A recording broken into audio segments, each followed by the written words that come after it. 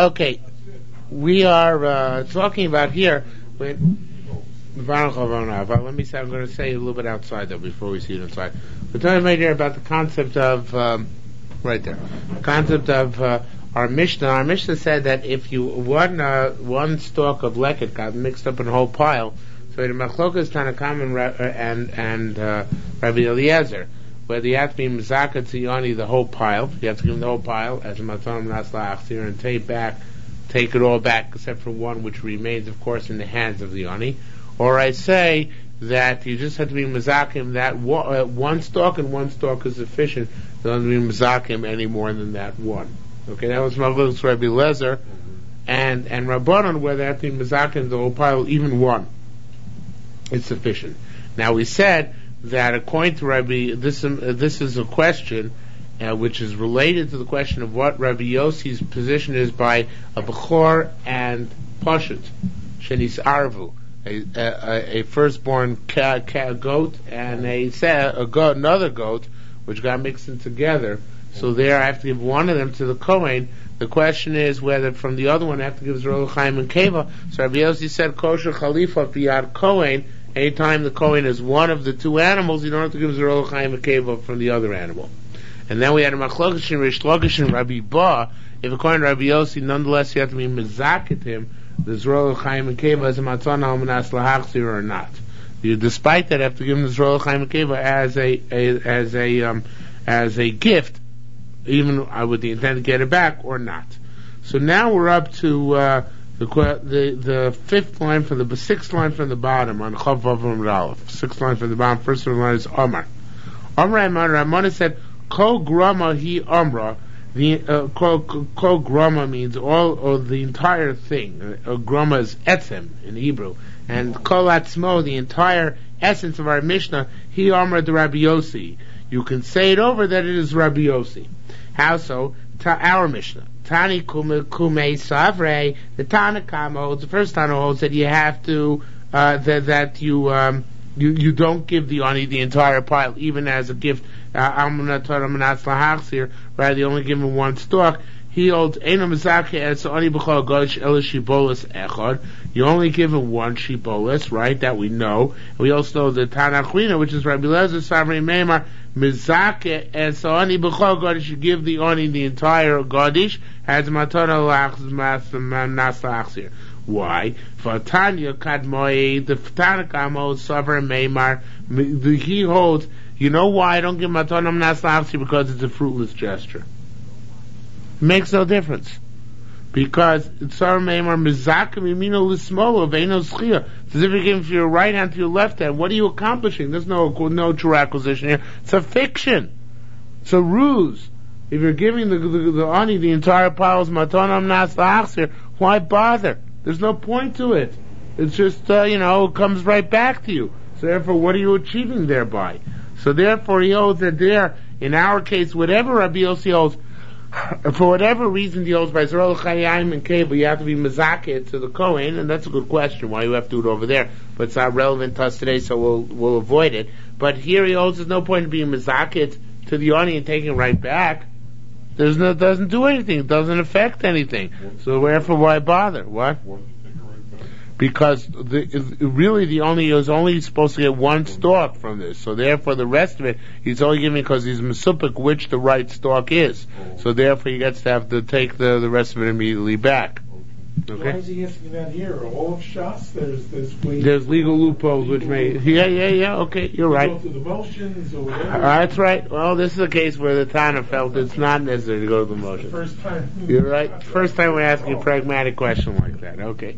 So it says the Gemara, the Tana Basra, the second Tana Mishnah, Rabbi Lezer holds you are mezak the entire pile of the ani to the ani Savar Meimar. He holds Eino mezak amino lismo. It's not a fruitless gesture, right? It's a matana nasla achzir, which is granted a legal loophole, but it's a legal loophole which has substance to it. So therefore we do it, and that's why it's done. Uschia here, it's a proper form of schia. Vatani asugmore. Didn't we learn Rabbi Avo says? I'm sorry, it's not a question, it's a statement. But Rabbi Yochanan didn't, and we learned Rabbi Zeir, we learned Rabbi Zeir said, in the name Rabbi Avo, b'shem Rabbi Yochanan, name Rabbi Yochanan, machlef b'shitasid Rabbi Eliezer. There's, I don't know why it's a statement. I think it's a question. I take that back. It says that there's a contradiction of Rabbi Yochanan Shita. Tamnu Amar Zochalo. Oh, in the first parak he said, or not in the first parak, the second parak, he said previously that an Usher can pick up leket on behalf of an Oni and give it to him. So, V'kol Amarache, why here does he hold that you have to be Mazaka the entire pile to the Oni? Just like out in the field, the usher can go and take one piece of grain and say, this grain is going to the poor person. So too, let him take one piece of grain and say, this will be the leket, and give it to the poor fellow. Why does it need mezak in the entire pile to him? There it was still growing. It was separated right. by stalks, and here it's already in a pile. That may be true, but the Oni only has claim to one stalk anyway, that we know. Right. But so the stalk is mixed up with all the other stalks that are already been harvested and are in the pile. Okay, but so what? So designate one for him. Why do you have to give him the whole pile? In other words, the usher has the right, what we see from there is that usher's right to designate leket. So let him designate one. Maybe it's not the right one. Okay, so we'll be mitzer this one to make sure. But so why can't you just give him one and say, this is the designated leket? Because anyway, you're only going to get one, and only one is yours. I designate this on your behalf. So it says the Gemara, b'shitase yeshivu. Really, in our Mishnah, he's talking to the Rabbanon based on their perspective. B'shitase da'at omar de chilufin. You say, Rabbi Eliezer says, I hold all the Baal Bas has to do is pick up one stalk and give it to the Ani. That's it. You're right. That's all he has to do. But according to you guys, that there's an exchange being made. In other words, that I'm giving the Ani one stalk in lieu of another stalk. In other words, I don't have the right to designate on my own, but rather there must be some form of exchange, right? How can this poor person machli davar lo b'shuso? How can he exchange something which is not in his possession? Right? In other words, he doesn't have right now, according to Rabbi Eliezer perspective on the thing, he doesn't really. The Ani has no right to forego to say, okay, you know what? I'll take that leket instead of this leket. It's not his. When can an Ani make an exchange? If you already got the leket, you can say, okay, I'm willing to make you a barter for the leket which I got for something else that you have. But here, what right do they have to make an exchange? The Ani has no specific rights yet on that leket in the field that he should be able to have the right to say, I'll exchange it for another one which you give me in its stead. In essence, distilling it down a little bit more, he's not the owner yet. When can an Ani agree to such a barter, one stalk in lieu of the stalk of leket which was lost when he's an owner? But he's not yet an owner. He hasn't gotten the leket yet.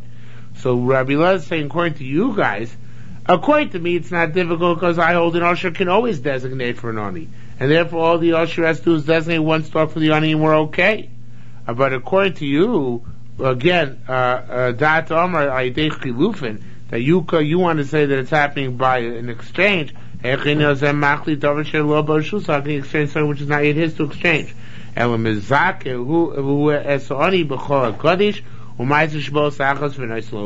to you guys, that's an exchange. The only way you can exchange with the Ani is by giving him the entire leket, making him the owner, right? Give him the entire pile. So that way he's for sure the owner, whichever one is leket, and then you can make an exchange in mice or one stalk and give it to him. But first, in order to make the Ani the owner, in order they should have the right to accept an exchange on behalf of his leket, you have to be makna him everything which is there. Okay? So that's Rabbi Eliezer saying to Rabbi Yossi, this is how you guys should hold. Okay, new Mishnah. Says the Gemara further. Says the Mishnah further. Now it seems, I don't know exactly why, because I'm a city slicker and so are you, but it seems when you harvest, you have to wet the fields. Wet the fields. It's easier to cut that way? No. I don't know what it does. I think maybe it makes the stuff decompose quicker. There's the stuff this after you harvested a section, you wet it down. That section you harvested. Yeah, after you harvested it.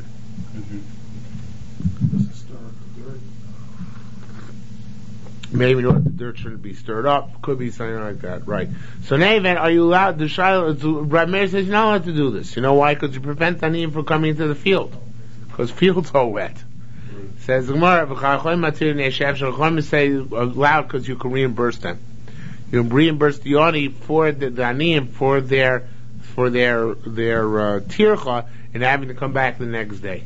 Now, today they're going to do it, but they can come back the next day, so you reimburse them for having come 2 days in a row, but since you can reimburse them, so therefore you're allowed to wet your field and reimburse them to come the next day. Okay, Tani, we learned, somebody wets his field in this fashion, before any ani has gone down to it. If he doesn't wet the field, he's going to suffer greater damages than the poor person. Mutter is allowed to wet it. If, however, the ani is going to suffer more damage than he is, also he's not allowed to make it moist. Rabbi Yehuda regardless, take the leket, put it on a fence so an ani from the outside can get it, and the ani will come and take it, and you can wet your field in the meantime. But the Rebbe gives you a kind of a compromise, and he says you don't have to worry about loss and about reimbursing the ani. You have to do is take all the grain out of the field, which is leket and shilcha, put on the fence, and you can moisten the field, and the ani will come and take it from the outside. Says the Rabbi Yehuda Tamam. This is different than Rabbi Yehuda's shita and elsewhere, because there elsewhere it says Kashem Shumayda b'Shalom. Just like you are, you prune your produce. In other words, you take out some clusters of grapes because they're impeding the growth of the other ones. Kachum made of Shanim, so they're allowed to take away the clusters of grapes which go in the unique fashion which goes to Anim. So therefore, it says over there that that you're allowed to sustain Anim a loss. How do you sustain Anim a loss? By you cause any to sustain a loss by pruning the grapes which would have otherwise gone to them. Here it says you're not allowed to cause the anim to sustain a loss. You have to take the leket shechapeh of the parts you're making wet and put them on the fence. So you're not allowed to have them sustain a loss. So how do we reconcile the two episodes here, the two halachos here? There's more as a difference. Taman hein gormelatzman. There, by the grapes left on the tree, which you're pruning off, they cause their own problem by not having come to collect the grapes. They should have come themselves to collect the grapes earlier. They were lazy bums. Why didn't they come earlier? Since they didn't come, it's their problem, not your problem.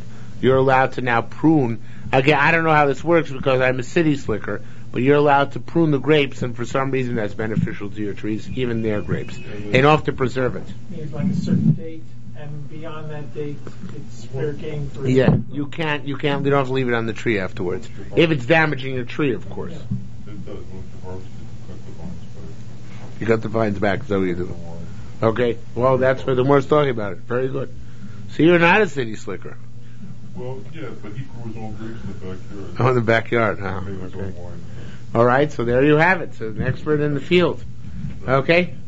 So says the Gemara, the time didn't go to that because it should have come earlier. They didn't come. But here, Harebo, they wanted to come. And what did you do? You prevent them by coming by making it wet. So therefore here, you have to make sure either to reimburse them or to put it on the fence, etc., etc. Mechalfa Shita Shita Rabban is also an apparent contradiction to Shita Rabbanan. The Tamani Nimrin Ime Zeko Merubal Shalani. There they say that only if your hezek is greater than the Oni's hezek, you're allowed to water your field. Only if you're down, you're not doing so, it'll be greater. The Ka Inun Amrin Al Chain. Here they say you're allowed to water, then reimburse the Oni regardless. B'nei Efshar says in our Mishnah. Says the Gemara. Taman Efshar. There they said there's no alternative. I forgot what that means. Just a minute.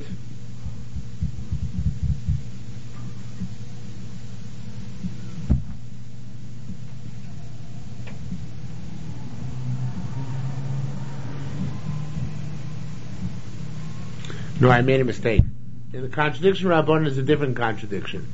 The contradiction is in that Rabbanan said in Meidos Akfanim second, let me make sure I get it right. Look at my Kavanaki here. I don't remember what the question is exactly according to Rabbanan.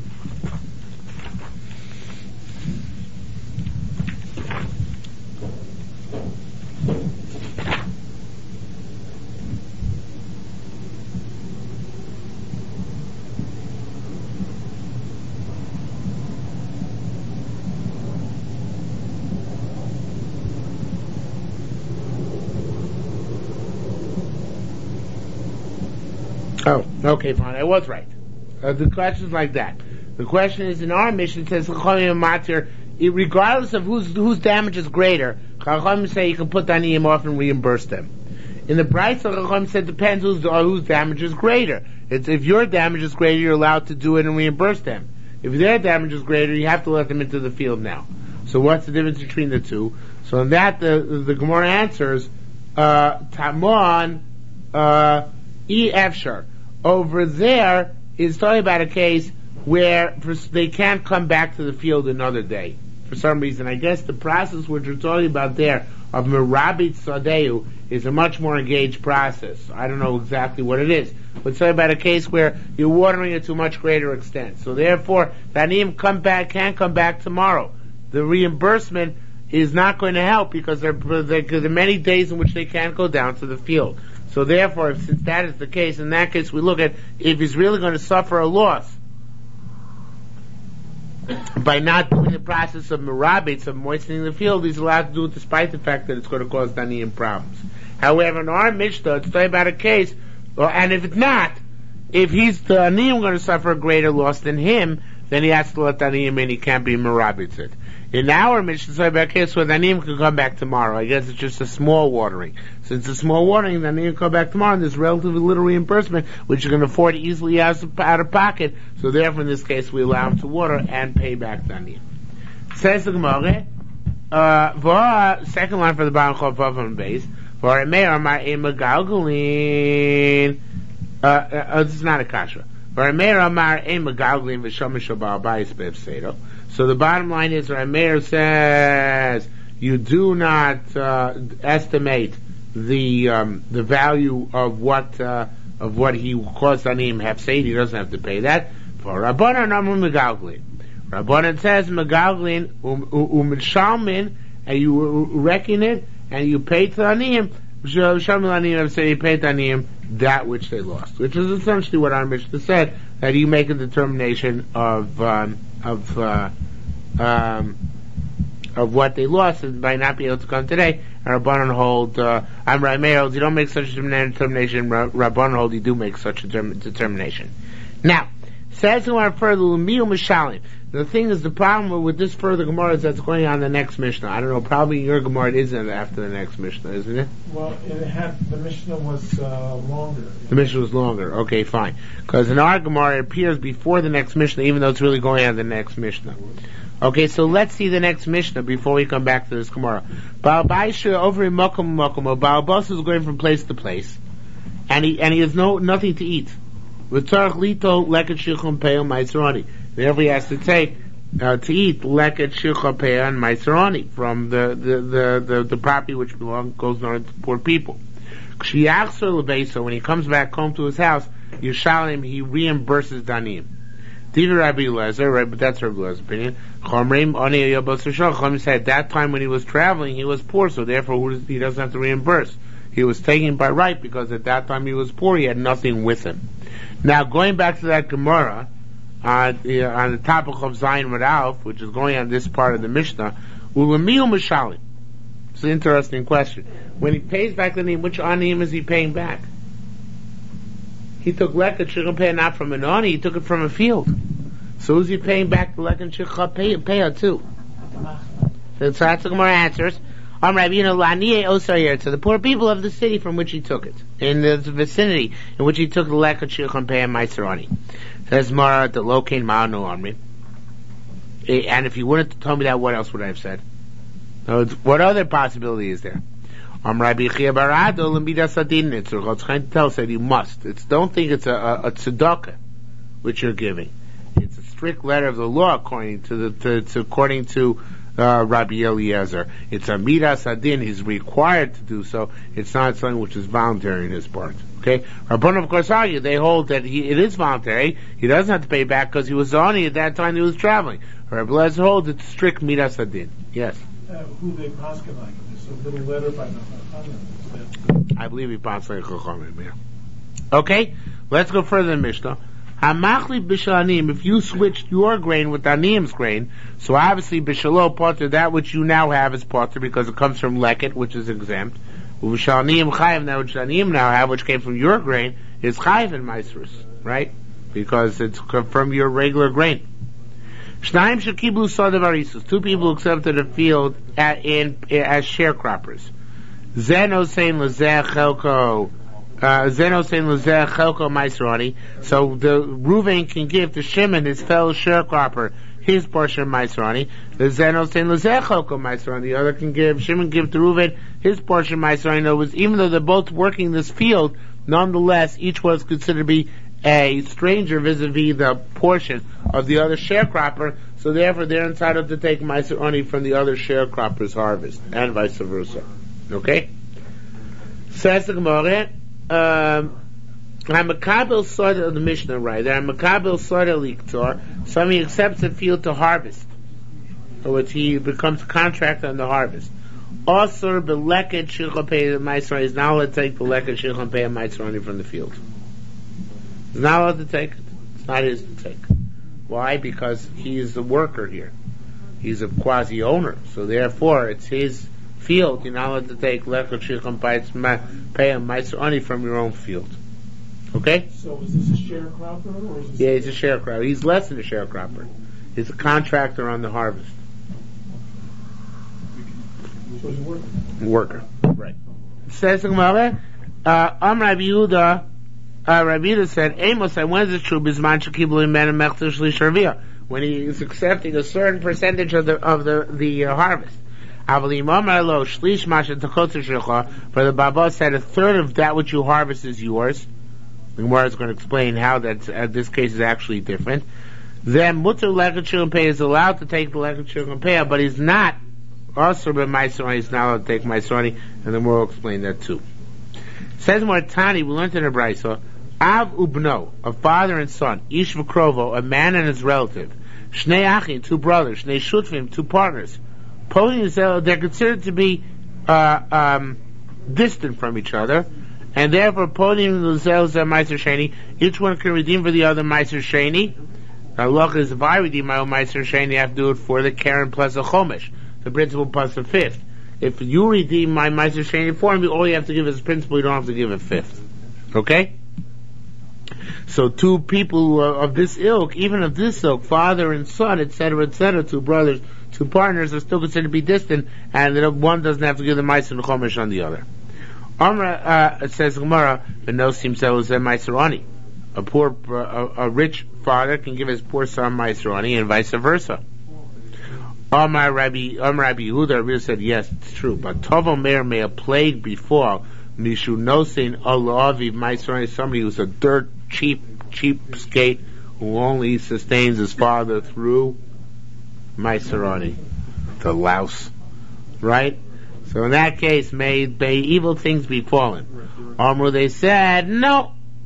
Minayin, the word minayin really is superfluous. I don't know, does he have the word minayin there? Yeah, minayin. Oh, alright.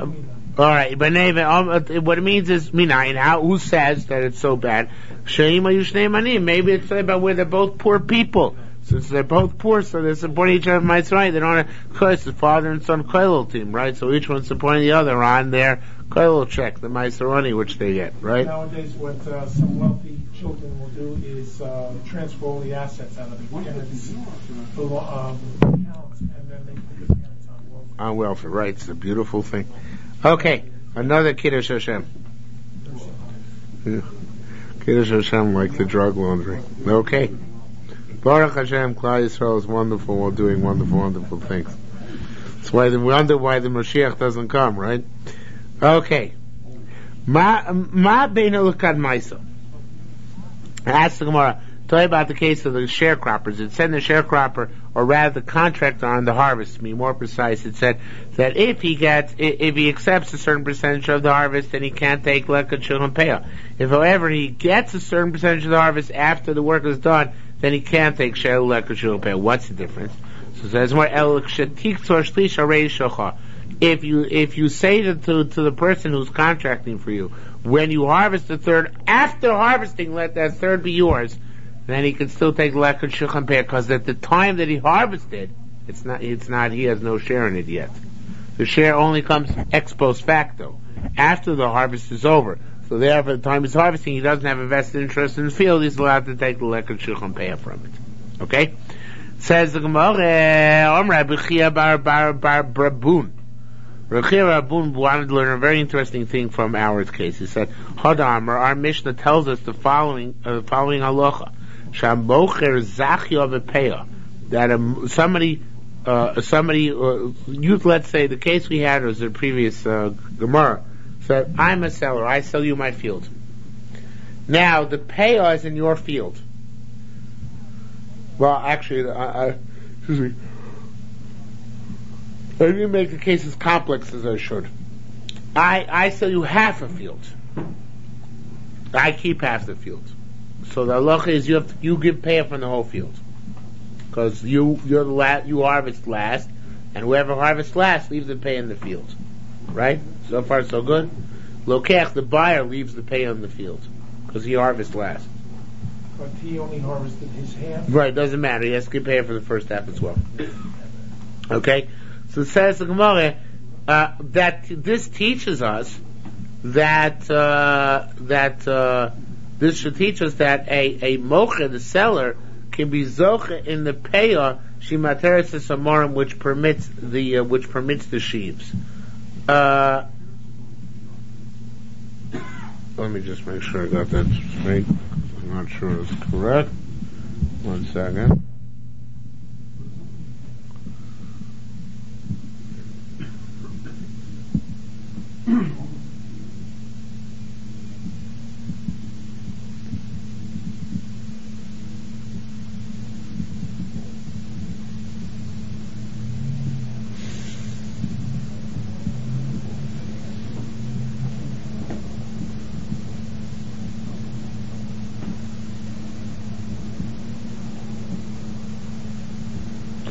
The case is like this. The case is, it's again, as I said, it's become even more complex than I said. Reuven harvested half his field. Then he sold the other half, which is not yet harvested. So the buyer has to leave the peah. And the question the Gemara asked back there in the second parak was, let's say the lokeach stuff burned down, and now he has no standing grain.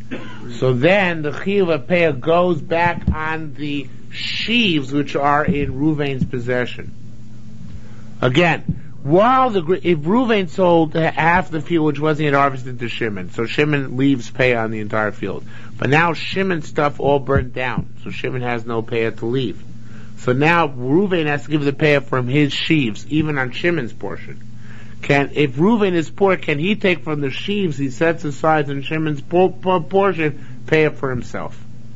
So the Gemara concludes from our Mishnah, you see, you could, because at the time that it was harvested, at the time that Reuven harvested his or had made those bundles or sheaves and set aside peah from them, from the bundles and sheaves, he wasn't setting aside peah for himself. He was setting aside for Shimon's field which burnt down. So therefore, says Gemara, l'chora, in this case, I would say that just like over here, if the contractor on the harvest had no portion at the time of harvest, he only got his portion later on, I'd say he's allowed to take Yerushalmi Peah from the field. So to where if the mocher, the seller, had no portion in the sheaves, because he's setting designated for the buyer whose field burnt down, so therefore in that case he should be allowed to take from the Yerushalmi Peah of the sheaves. So says Gemara, no. Says again, let's see inside Rabbi Chia bar Brabun, Hadar Marah, this tells us Shamoicher Zachi B'Peah, the mocher can acquire the peah, which he's taking off from his own sheaves, shimateres samarim, which permits his sheaves, because he's taking it off on Lokech's behalf. Rabbi Yosef Rabun knows no comparison. Taman is chayva, so they were there. The field before he sold it to Shimon was his field, and it was chayva even while it was still his.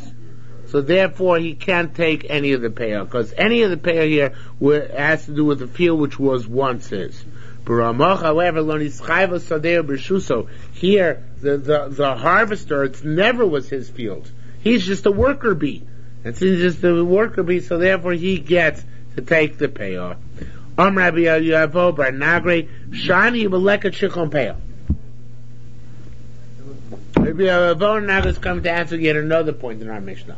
Another point in our Mishnah said that this person was allowed to take Leket Shichon Peah because he only gets a portion. After the harvest is over, he gets a cut. He's still not allowed to take Maiserani. What's the difference between Leket Shichon Peah and Maiserani? So that's Rabbi Yavo bar Nagre comes to answer. So Shani he Beleket Shichon Peah Shem Baziva. Leket Shichon Peah the din and leaving from the harvest in the field. At the time of the harvest, he didn't have a portion. That's why he can take from Leket Shichon Peah. However, the Maiserani is from the grain which you harvested. You have a portion of the harvested grain here because you were given a third of the grain that you harvested. So therefore, Leket Shichon Peah, you're allowed to take, you the contractor on the harvest, you're not allowed to take from the Maiserani, which comes even from your own very own crops. Okay?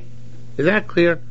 Man, I made myself clear. Again, by Leket Shichon Peah, it comes from the field. At the time you're harvesting the field, it has to be your field in order to be barred from Leket Shichon Peah. This guy, when the field was being harvested, he was just a worker.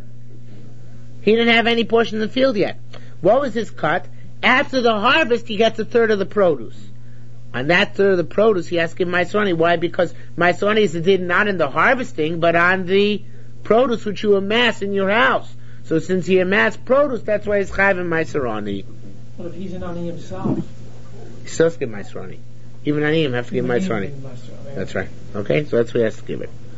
Okay. Says the Mishnah further. Hamocher Sadeu. I sell my field.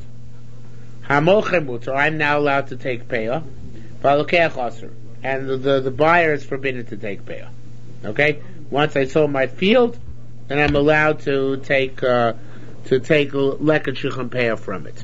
This is assuming that I didn't retain any ownership of the field whatsoever, because he saw if you return some ownership, retain some ownership, but some sheaves, then it complicates the picture. Okay, the Gemara is going to say explicitly, you can't retain anything here. It says Gemara, Lo Yiskor Adam Sapom Nashi Laki B'no Achrov.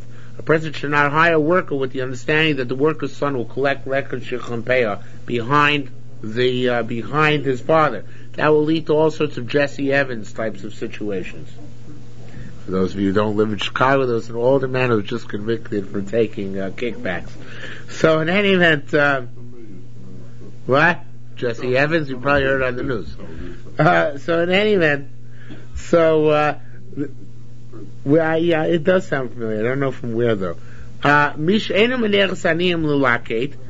doesn't allow Aniyim to collect.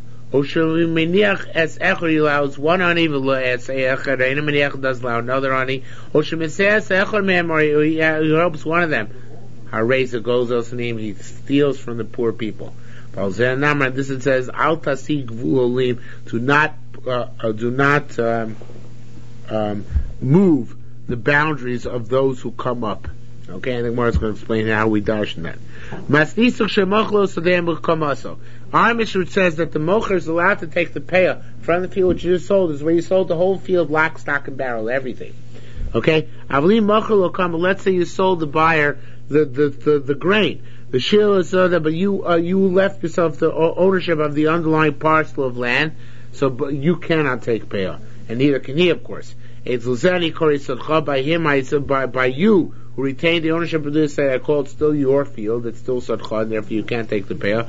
And the buyer cannot take peah because by him, I read it as being his katsir, his harvest, and therefore he can't take peah either. If either of them did so, hareza gozel sanim. then they're stealing from the poor people. Ba'abayis shows again about Ba'abayis, who takes the leket Shiur Peah from his own field. If a Ba'abayis says that a person, this is going back in the I made a mistake on the last line. After the first three words, there's a dot. It's like the beginning of a new paragraph. That means if you allow an ani to bring his kid into the field and gather after him. That's a quote from our Mishnah. So Ba'abayis shows the kind of Ba'abayis who allows the lokeach to bring in his young child, goes to Saniyim. He's stealing from the poor people because the harvester, the worker, is going to make sure to leave much more for his kid than for anybody else. Okay? Similarly, Poel shows a worker who does this, Hareza goes to Ba'abayis. Not only does he steal from the Ba'abayis, run the next page, Mr. Zuber. The first line. Poel shows a Poel does this, Hareza goes to Ba'abayis, he steals the Ba'abayis, because he's going to leave more for his kid than otherwise leket would have been. In other words, he's going to illicitly leave more than real leket. And of course, it's still the other knee because he's going to leave it only for his son, not for anybody else. Well, then our mind says, "Al tasik v'lo do not push back the boundary of those who came up." Rabbi Yirmiyah, Rabbi Yosef, what does it mean those who come up? Chanamar elu oilam mitzrayim, those people who came out of Egypt. The Torah was given them and were expected to abide for them by the Torah and not to steal, and this is stealing. Chanamar elu shiur olim is a euphemism. It means those who went down from their property. Such as Lusami, a blind person, Tzvachin, we call him a Sagi Nora, one who's full of light. So it says, Al Tasik Vul Olim, doesn't mean do not press back the boundary of those who are going up. It means do not press back the boundary of those who are going down, meaning the poor people who are on their way down. Okay? It's just a nice way of saying it. Rabbi Yitzchak said, what's the talk about going up and going down? Let's read another pasuk in Darshet. V'aniyim merudim tavi bayis. The aniyim who are down low, bring it to your house. Rabbi Yavavin said, he must see so can if you do that, you bring poor people into your house and feed them, etc. Malin yarlecha, consider it ki'ilu hevesa bikurim lebeis hamikdash. He brought bikurim to the Beis Hamikdash. Ne'emar kan tavi. It says here the word tavi. V'nemar lahalon, it says here tavi by Aniyim Merudim tavi bayis, and it says also tavi v'nemar lahalon reishis bikurei ad moscha tavi beis Hashem lokecha, the bikurim you bring to the house of God. So there shava tavi, both of them are considered to be on the same level. Okay, then next Mishnah. Ha'omer sheshokhu ba'al bayis, and Omer which is forgotten by Palim, and Omer which is forgotten by the workers. Lo shokhu ba'abayis, but not by the owner. Or vice versa, shokhu ba'abayis, the ba'abayis forgot it. Lo shokhu Palim, but not the workers. Or another case, Raniyim stood and hid that pile, so the ba'abos would not find it. Or shokhu b'kash, Raniyim came and covered it with straw, so the ba'abos won't find it. And a shichla, case we're on shichla because they were done in a way which is improper. Okay? Ha'omer. Previously we had the other case where the Ba'abayis hid the leket, yeah. Right, this is the opposite. Ha'omer sheshokhu Palim says more, Omer forgotten by the workers, lo shokhu ba'abayis, and not the ba'abos. Ein o shichla, it's not shichla. The Chsiv, it says, kitzircha v'shochachta. It has to be that you forgot your own harvest. Shachu ba'abayis, what is the opposite way around? That the ba'abos forgot, lo shachu palim, but not the workers. And shiladak also is considered not to be shikha, because one of the two parts remembers. The it says tiktzor v'shachachta. The harvesters had to forget as well, not just the people who own the field, but rather the people who are actually harvesting the field. Rabbi Shimon said, Rabbi Shimon,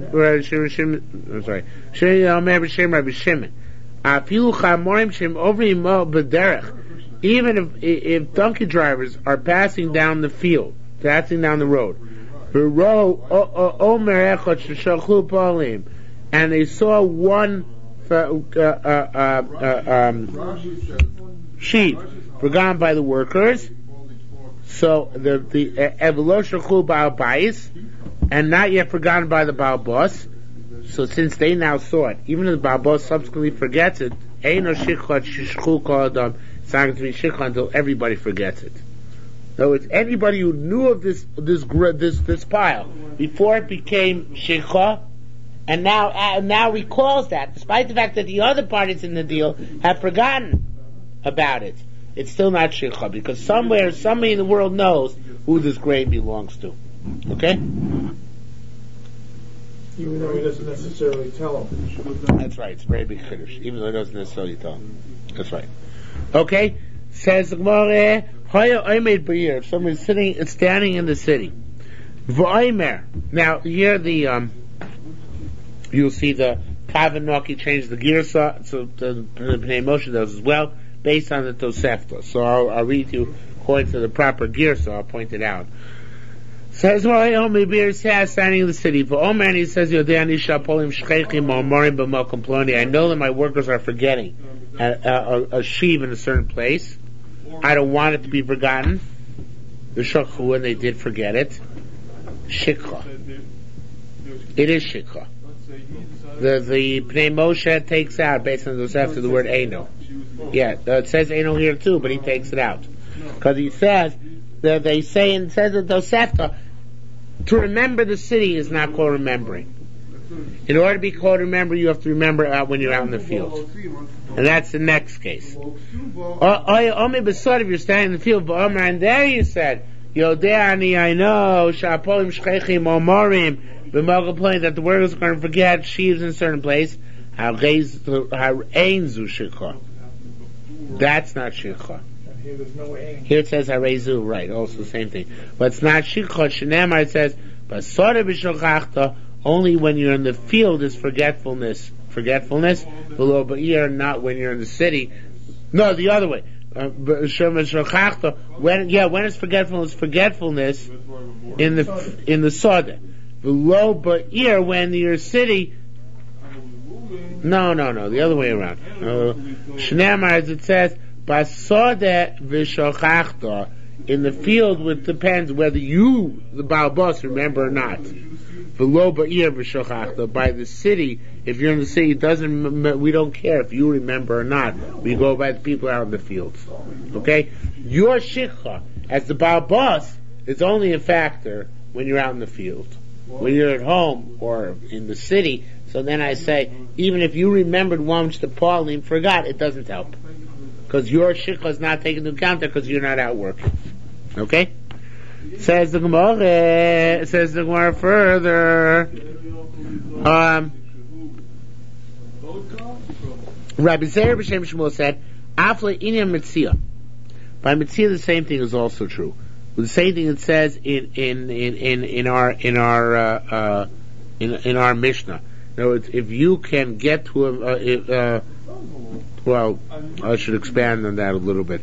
We know the way in which to acquire mitzvah is for your chotzer to acquire it for you. In other words, if something falls into your field, a bird or anything which goes, a deer, so if it goes into your field, you acquire it. So it says more, it's only if just like by shikha, I'd say you're only in the process, if you're out in the field, that's the only time you take into account. Only if you're next to your chotzer do I say that your chotzer acquires a mitzvah for you. Okay, you have to be there. The Gemara in Bab Mitzvah says an extension of yourself. So you have to be there in order to your field to make acquisitions for you. Okay? Not if you're somewhere else.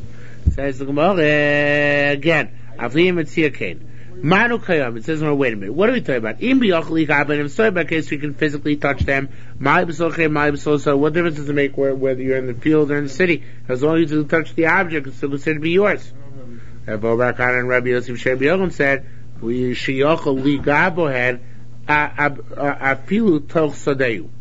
You have to be able to touch him, even if it's in your field. In other words, there have to be two conditions. You have to be able to grasp it. Now, that's not literally. It means it has to be something which you can grab onto. It has to be something you can be able to grab onto, even if it's out in the field.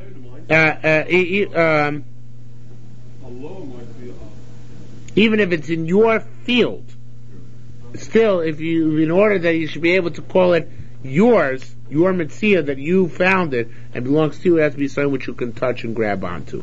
Now, that means if it's a deer, I have to be able to catch it and run after it and catch it. Not that I'm holding it in my hand, literally, but it's beyond, it's under my control. So it's not just enough that I'm out in the field, I also have to have a capacity to control the object in question. Okay? Both elements are required. Again, in order to acquire mitzvah with my field, my yard, I have to both be there and have the capacity to hold on to the object. Okay? So let's say the deer is in your field, you close the gate, but you can't catch him. He's running in from here. Yeah, but you have control of him then, because eventually you can catch him. Right, that's be both. Okay, it says that's why it's called Chotzar Mishtameh in the Bavli. Even though I can't actually grab onto it now, but it's in a yard where I can't get out, the same thing as having control over it. Okay, it says the Gemara, Rabbi Abba Bar, we just said, what if the entire thing was covered in hay and Danim didn't do it themselves? Danim did it themselves, they're trying to trick you, so then of course it's not like a shiur peah. What happens if it happened on its own? Says the Gemara, let's hear from this. It says, a poor person who owns a field and forgot a bundle, it's considered a shikha. Says the Gemara, very interesting distinction. No, but the sumo isn't a sumo, the same case is completely covered with hay. It's a good chab. Just like, what's a sumo? You can't see it, right? So too, if it's completely covered with hay, what is it? You can't see it. So just like over there by a blind person, it is a valid shikha, so too here it should be a valid shikha as well. But the hay you could always uncover, the person's always going to stay blind. What? It's not analogous because the blind person is permanently blind. Oh, but wait. But the Gemara is going to give not some variation on that theme. It says, what, in which case does it nevertheless not become peah? If you remember the straw which is on top. This is very interesting, cool. Let's say you have straw covering and surrounding the sheave, so as long as you remember the straw, even the sheave doesn't become peah. Okay? It's more than a simon. It's a tziruf. A combination. The thing on top, which you didn't forget, combines with the stuff on the bottom, which you kind of forgot, and it saves it. Says the Gemara, Asad Rabbi Yoina Rabbi Zera. That's what Yoina says, like Rabbi Zera. Come on, Rabbi Zera Oimer, like Rabbi Zera says, if you have two sheaves, one on the top, one on the bottom, you remember the top, even though you forgot the bottom, so you get to take it back. Okay, Rabbi Yoina Oimer, so to Rabbi Yoina said, Bezeros Akashim, if you remember the straw, so the stuff underneath is safe. Okay, now there are two ways of harvesting. One is to harvest directly into your main storage pile, and the other is to make first little piles and then go to a big pile afterwards. And the Mishnah is talking about these two distinct types of harvesting. If you make and you harvest, first you make little piles called kavos, hats, kumsos, dugouts, charora, and a hole, ulom barim, and or you make little sheaves first. On the way to the kavos, kumsos, the charora, or the marim, there's no shikha. Ulagorim, when you're carrying those to your silo, yesh lo shikha, that's when shikha kicks in. Now, Hama'amar Lagod, they should be going straight from the sheaves to the silo. Then yesh lo shikha, then that's the yesh lo shikha. Then at that point there is shikha. Oh wait, I'm sorry, I take that back. Amar Melagodish means. We've seen time. Amravi Elazar. You're going. Actually says Kavra means Kasheration of Seif, which we know. Right? Ration of Seif is the Akasha. Why? What does that have connection to? I don't know what the word means. I was thinking Kavra probably comes from the word shovel, which is broken. Mission, not broken, but it's split up. Yeah, this is about where you're going through a different process. You're going to put everything into one big pile out in the field. Yesh lo shikha. So when you're going to that big pile in the field, from the sheaves to that big pile, ain't lo shikha. Yesh lo shikha, then it's shikha. When you're going from that big pile out in the field, and then taking in, it says to Pnei Moshe, already processed grain to your house, ain't no shikha. There is no shikha at that stage. Zakon, this is a general principle. Whenever you're taking from the sheaves to a place where the work is complete, yesh no shikha. That's the stage in which there's shikha. If then you're going to subsequently to your silo, ain't no shikha. There is no shikha at that stage.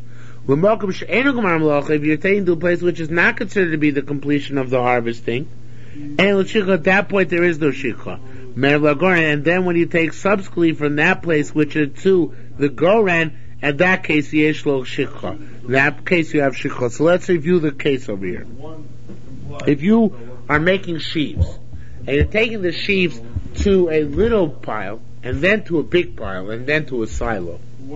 So when you make the sheaves and bring it to the little pile, there is no shikha at that stage. When you're going from the little pile to the big pile, then there is shikha.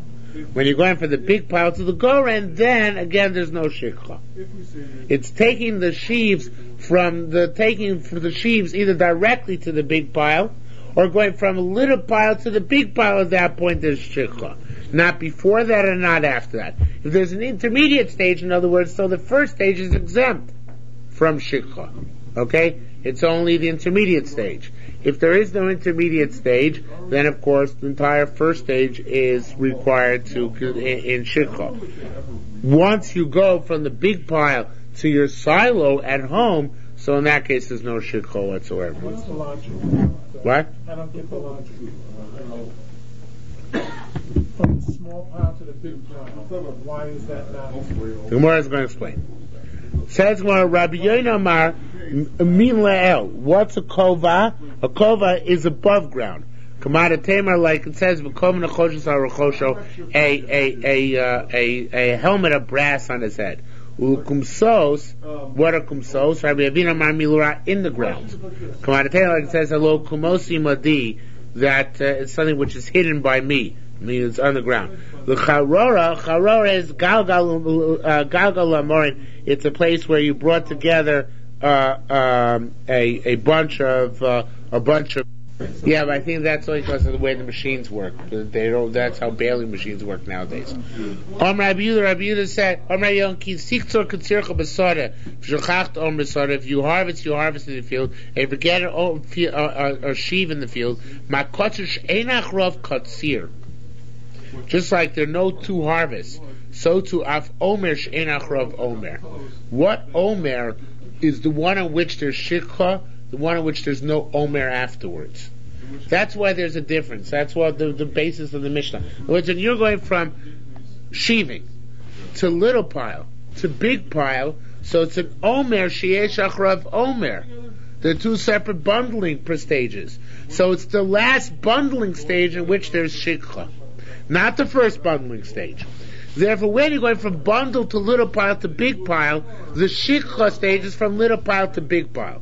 When you're going straight from bundle to big pile, then there's shikha on that very stage, because there is no in-between process. Going from the big pile to your house, regardless, that's not considered to be bundling, and therefore in that case, there is no shikha anymore. Okay? So there's the last bundling procedure, right? Regardless of how many there are. Right, regardless of how many intermediate steps there are. So the principle is much more simple than the cases, right? The last bundling procedure is the one on which there's shikha. Okay, let's just go a little bit further. Shammai Omer, I don't see them writing outside, so I assume she's still saying shiur. Shammai Omer, the Shammai Omrim is Beis Shammai Omrim. Oh, Haj Lacha Godish, next parak. Beis Shammai Omrim, the famous case we've had this many times already. Hefker Laniyim Hefker. Hefker Laniyim only is considered to be a form of Hefker. Beis Omrim Menu Hefker, it's not Hefker. Achi Yivkar, now here it's Hefker with a base, right? Even in Argmar. Achi Yivkar Af Lashim, unless you make it Hefker also for the rich people. Kishmita, just like Shemitah, which is Hefker across the board. Kol Amori Sada Shel Kav Kav. If you have a whole bunch of sheaves in your field, each of which is a Kav, the Echel Shel Arbas Kav, one is astronomically big. It's 4 Kavit. And Shachol, you forgot it nonetheless.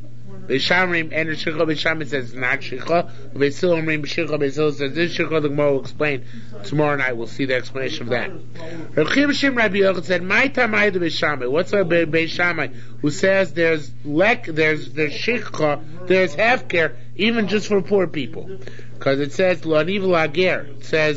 It says leave like a Shikha Peah Tani Lager.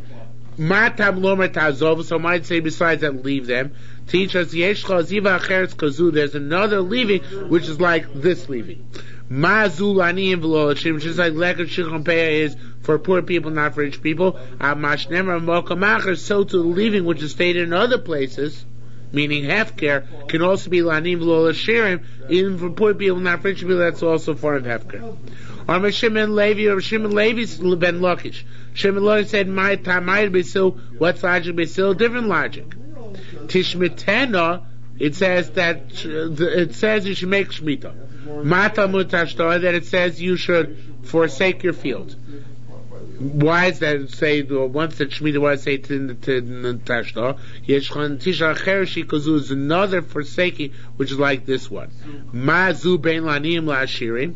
Just like this forsaking is both for rich and for poor people. Af ma shenemar mokamacher. By Shemitah, of course, you leave for rich and poor alike. So to that which is stated in another place, meaning Hefker, bein lanim be'ashirim has to be both for Anim and ashirim. Ma kaimi Beisil tamai the Beishamai. How does Beisil learn the logic of Beishamai, where it says tazovo sub? So they say mute. This is an exclusion. Zulanim. Only like a Shikha Peah can be exclusively for poor people of low la'ashirim. But Hefker, which is stated otherwise, is Bein Lanim Be'ashirim, is both for poor and rich. What did Beishamai do with logic of Beisil, which is to learn now the pasuk of Beisil, which is learn out Tishmetenu and Tashtar. So they learn out also when the Tashtar is mute. Only in this case of Shemitah, does that be both for rich and poor. But that which it says in other places, Lani, in other words, Hefker, can be even only for Aniyim, even if it's not for rich people. Rabbi Avun said, logic of the language of the Mishnah is the writer of Shimon Lakish who said that Beisil learns out for Shemitah, because it says Yafkir Afla Shirim Kishmita. It says Beisil says that it has to be for rich people also, just like Shemitah. So it seems that we learn out from Shemitah. Okay, we'll stop here for tonight.